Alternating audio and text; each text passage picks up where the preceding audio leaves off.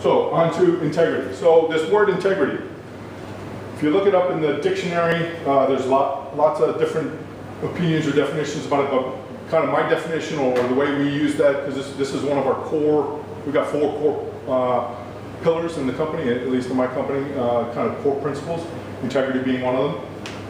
There's no moral or ethical framework for that term, right? So a lot of times it's it's got some baggage to it where somebody's trying to make a moral argument or an ethical argument. So integrity in business is simply just like think of a ship's hull or an airplane hull, right? An airplane or boat, ship could not sail if the hull didn't have integrity, meaning if the hull had a hole in it, it would start sinking. Same thing in a business. So think of a hole or a lack of integrity in a business or business organization as somebody in an organization not abiding by the same set of rules. So if everybody in this classroom all agreed to work on a project together, but one of you decided, I'm not going to put in the same amount of effort that everybody else is, or I'm not going to do the work, that would be, for that class project, that would lack integrity in the definition of that term, because one person is potentially causing the entire thing to sink, right? So that's important. So it's important for us to have integrity dealing with ourselves, people to people, individuals to individuals, right? So if there's a fundamental truth in all cultures, all religions around the world, that we're brought up to tell the truth, right? Everybody lies, it happens, right? Little white lies to really big lies. But the fundamental core part of us as human beings is that we're supposed to tell the truth most of the time. The assumption is, I'm telling the truth. You're listening to me and you're assuming I'm telling the truth. I didn't come in here to just spout a bunch of lies. So as individuals dealing together, we expect each other to behave that way with integrity. Teams to teams within an organization. So you have the marketing department, you have the sales department, you have the engineering department, you have accounting, you have finance, you have the executive leadership. Everybody should be right on the same boat. In that analogy, everybody's working toward the same goals. If you're not, then you're damaging the integrity of that organization, of that company. Yes? What do you do in case you face like some situation with one of your team members? A team member, she or he lacks an integrity.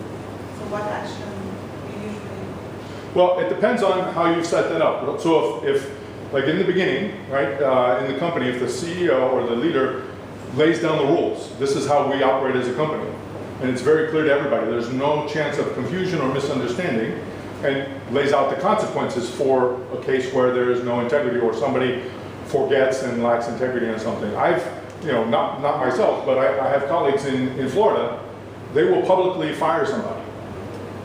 Right? If it's severe enough, they bring everybody together in a company meeting, and they point out the problem and they dismiss them. That's very extreme. Immediately, you're going to take step-by-step action? No. Because the rules are laid out in the beginning. Here are the rules. Here are the consequences if you break those rules. Any questions, right? If nobody has questions, then you have no excuse. So, right, just like we're talking on the right here, if you go faster than the speed limit says on the sign, what happens? If you get caught, you get a ticket. The rules are clear. The speed limit is this. If you violate them and we prove that you violated it, you have to pay. Or you do it so often you lose your driver's license and you're prohibited from driving. The rules are clear. The consequences are clear. The same should be the case in a company, in an organization.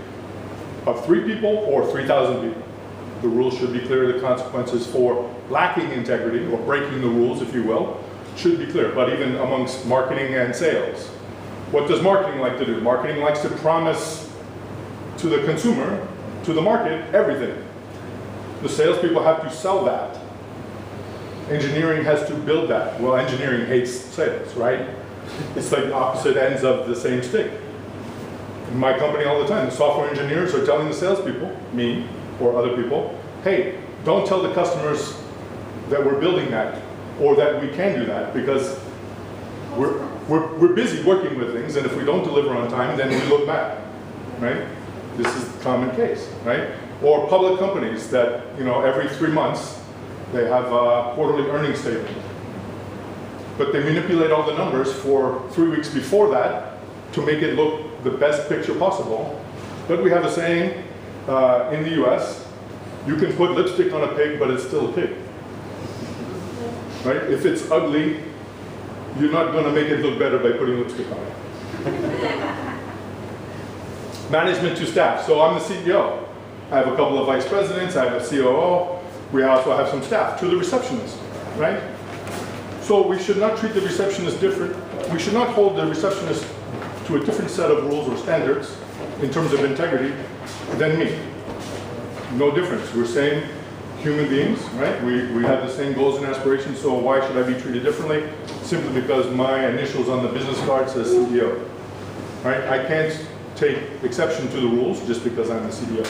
If I do, then the company is not in integrity. Special rules for me, then everybody else sees that and it's not a good environment. Vendor to customer, right? So if you tell the customer, I will have it to you delivered by Tuesday, 5 p.m.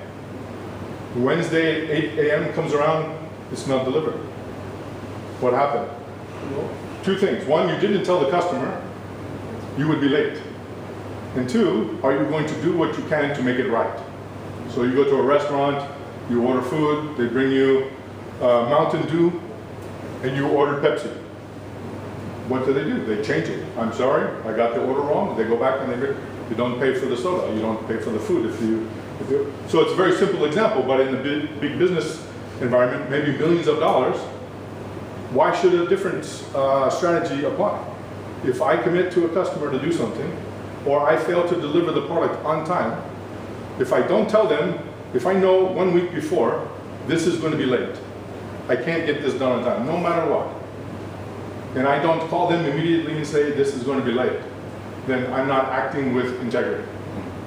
Because the day will arrive when it's due, they will wonder why. Maybe they have to, by contract, pay for it and accept it, but they will never do business with us again. So you're doing the business harm by not operating or not behaving with integrity.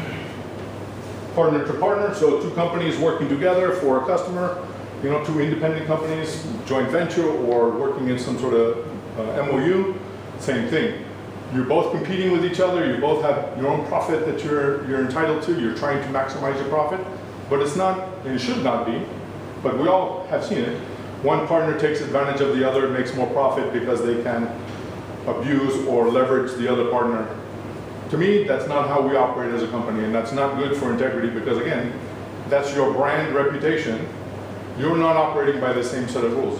So if we operate as a partner to a company to deliver a customer solution, and we all agree we're going to split the profits 50-50, but somehow I get 51%, and I didn't tell the partner, and they only get 49%, somehow it will find out, and they will not work with you again. So again, you're harming the business by not behaving with integrity. There's challenges in the cross-cultural environment with this idea of integrity. Challenges also in generations, right? So the young ones coming up out of high school and into college and going off into the business world versus somebody who has a lot of gray hair or no hair, right? Who's been around business for a long time. They may see the same problem differently, or they may see different problems. This is, so we think about this, whether it's between China and the US, about some issue economically, or you hear in the news a lot of times about cyber attacks online, right? The US has a different perspective on it than China does, right? China doesn't see it as doing something wrong, stealing US secrets for business. It happens every day. The US sees this as illegal and you shouldn't be doing it. But if the Chinese don't see it as a problem to begin with, then they're never going to have the same conversation. So it's a problem cross-culturally and cross-generationally. And it's important to recognize that. I don't profess to have a solution for that, but it's important in management, especially global economy, to understand that different cultures and different generations within that culture will have a problem understanding your point of view if you don't recognize that there are differences in how you see the problem. I see this all the time.